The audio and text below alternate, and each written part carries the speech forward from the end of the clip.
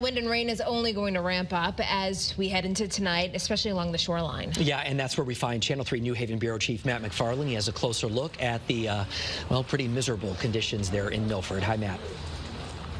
Hi there, Mark and Stephanie. We're here at Gulf Beach in Milford. Still more than 2 hours away from high tide, but you can see the water, the waves quickly approaching. Only going to get worse from here. And actually, not just a few minutes ago, we actually heard the sirens going off, letting folks know that this storm is here, and they should sort of be aware of the conditions. Now, earlier today, Milford sent out an alert for residents, noting that this storm system expected to bring that heavy rain and those high winds. Now, while those winds will be primarily 20 to 35 miles per hour, we could see wind gusts that peak around 50 miles per hour. Now, because of that, Milford's asking folks to secure all outdoor objects that could easily blow away. The other issue, that risk for coastal flooding during high tide. You heard Mark talk about it as the wind pushes that water into the sound. The two chances for that here in Milford, 7:30 tonight, and then again tomorrow morning just before 8 in the morning. So, city reminding folks along the shore not only to continue to monitor those conditions, but make sure the catch basins are clear so that water has a place to go.